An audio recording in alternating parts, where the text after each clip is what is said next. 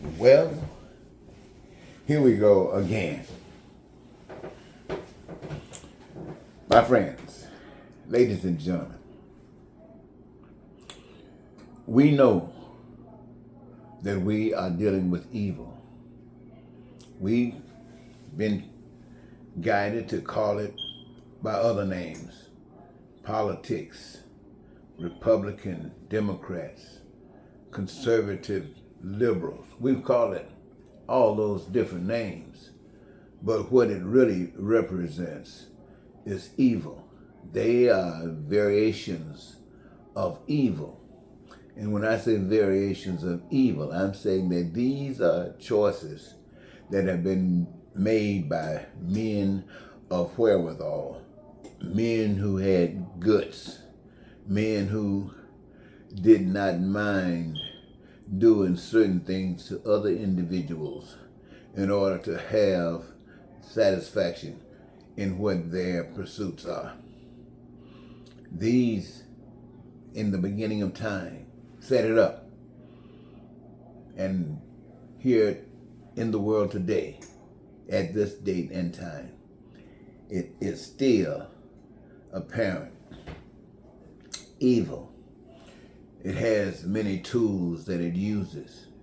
Its method is to deceive. Its method is to lie. Evil. Its method is to cheat. Its method is to steal. Its method is to cause. And this is on top of all other things that you've heard about: fornication and all that adultery and all that other stuff, and greed and all that other stuff. But these are some things that you can relate to. These are the tools, my friends, that allow poverty to exist, that allow for hatred to exist. Evil, that allows for racism and bigotry to exist. And ultimately, ladies and gentlemen, the number one thing that evil counts on that would guarantee, as far as it is concerned, to have its way is to kill, to murder, to go into war, to have its way. That's its ultimate tool. See, evil recognizes that most people want to live. Most people want to live. And the ones who want to be powerful over you want to have that control over you. And if you are bold enough to stand up against anything, any rock that's thrown at you to defend what you believe in, then the only thing that's left for evil to do is to challenge you by taking your life. And if you, my friends, believe in what you believe in to the degree that you would allow evil to kill you, then evil will take your life and you will be satisfied. You will absolutely be satisfied. Now, evil doesn't know what effect it has on those others who saw you. But evil knows that they don't want to die either. So it probably is a positive thing to them. It keeps them in line. It keeps them in line, evil. And so when you see societies that some places people are suffering everywhere, but some suffering more than others. Some because of the systems that they have in play that allow dictators and authoritarians and fascists to do their thing on the people. And all of these different things. You know, we talked about democracy being so fantastic, but democracy has its flaws too. Because when the democracy's time comes around, it will find that evil will be at its door, ready to see just how much democracy you really have. That's how evil operates. And so when we got somebody in our governmental system that's advocating the highest advocacy for evil, talking about the persecution, the pain, the suffering they're just going to impose on people just because he feels that he got the authority, got the mandate from the people, got the support of the people. Nobody's believing in anything righteous. They're all bought into a deception, bought into a lie, given up on another lie, and so lying and evil seems to be ready. But there still is the truth. It's still there hanging for anyone that will accept it. That truth is that you have been deceived. All of the people that was out here voting for Donald Trump, they did it because they didn't know any better. They've been deceived. All of those who did not vote for Donald Trump, they were in a level of deception as well. They advocated for something different, but nothing powerful enough to overcome the evil that was staring them in the face. Yet, truth is still alive, that there is a God. And until you want what that God has offered you, you will not get it. What do you want? You want peace and prosperity. Every last one of you want that. You want freedom. Every last one of you want joy and happiness. I tell you all the time, I'm starting it off this time again. You want to live your dreams. Every last one of you. But you don't know how. Somebody's telling you about a God that you have witnessed in your lifetime where it never happened. Just promises. Nobody explaining to you of it in any way that makes any sense. You yourself, well, you just don't know. And you hear people say they do, but what's the outcome? It's the same old repeat of the things that's been happening. Yes, this is what's been happening with that God. That doesn't change anything about the truth. The truth is still there. And that is knowing God. You got people talking about God. You hear me say it all the time about stuff that they read in the book. Everybody say they got the book together so they know God. And they can cite the scriptures, give you the address, talk about all that kind of stuff. Tell you as much as they possibly can remember about what other people have said about God. But the point of it is, what has God said to you? What I'm giving to you now, ladies and gentlemen, is what God has given to me. Now that doesn't mean you got to accept it. But I can tell you, if you accept it, and you do have to accept it if you want to have peace and prosperity that I just got through mentioning to you, you're going to have to put all this other stuff aside and think about what you want. And if you want those things just as described there, remember, you're not the only one. Everybody wants that.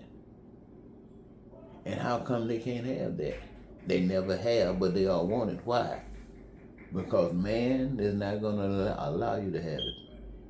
Because as long as you can have it, they are not over you. They are not boss over you. They are not superior to you. If you all got it, they are not superior to you.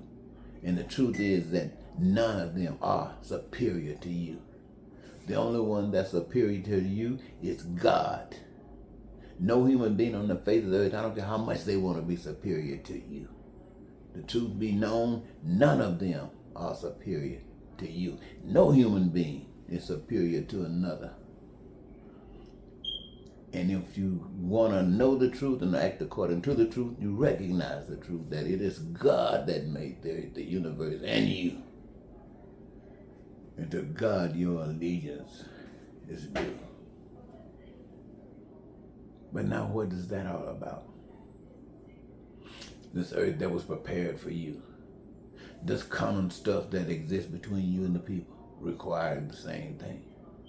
This idea of allowing you to participate in the process of making sure that all those things that you need, want, and desire will be there by engaging you in the process of doing what you love and what you love doing. It's all interconnected in such a way that you never suffer for a lack of food, clothing, shelter, education, healthcare, transportation, or anything that's made by the hands of man. I'm trying to tell you, God made it so you can live on earth in these bodies during these days as if you're in heaven. You don't have to work for money. making these things and then ain't making enough money to buy it. No, God made it so when you participate in the process, you become part owners. You don't need money to buy what you own. And it's accessible at your leisure. Your leisure. Ain't no human being, government on the face of the devil offers you anything like that. And it still doesn't. It is God that offers you this because it requires that you honor God by respecting human beings as being just as important as you are. Don't let somebody tell you about enjoying life when you die. Don't let someone tell you about you have to sacrifice and not desire the things that God has allowed to come on this earth. Nice cars, pretty clothes, all these kind of things that means a lot to you. Don't tell you to need or no. That is for you if that's what you want. What he's saying is doing is the other side, walking on the other side in order to ascertain these things. When you're doing the right thing, baby child, it is yours already. So, my thing of it is I'm asking anybody and everybody who can see what I'm talking about to get in you some groups and start talking about God. Start talking about the true God. I'm not talking about that God that I bore. I'm not talking about that God that's supporting lies and deception. I'm not talking about that God. I'm talking about asking people to support the God that says everybody got food. If one got food, everybody got food. I'm talking about that God that says if one got housing, everybody got housing. If one got joy in their life, everybody got joy in their lives. If one got freedom in their lives, everybody got freedom in their lives. If everybody, my friend, if anyone is living their dreams, then everybody is living their dreams. I'm talking about a God that wants smiles on your face, not frowns. And has taught you the way, and you accepted the way, and designed a system that protected exactly what you decided, determined, and going after. Which means you need a new system. So, think about that. A new system. A new system. This is a system everybody will tell you now. I think everybody in America knows it. It was designed for rich property owner white men. They say not for women and nobody else. The Constitution was designed for them. And all the little tippity-tappy they've been trying to stick to it over a couple of 100 years has done nothing.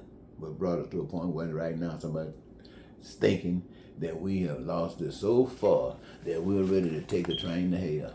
No, we're not. We ain't ready to go to hell. Not just yet. And we're going to prove it by establishing that all human beings, beginning here in America, we can't reach over yonder while we failed here. We're going to start right here, that every American will have exactly what I have just got through explaining. Every American. And it, my friends, will be that which will show all these dictators, all these authoritarians, all of these people that just want to boss folks and kill them. It will show them the answer to the fake God by lifting up the real God of love. I'm asking everybody to join in that movement. I'll talk to you later.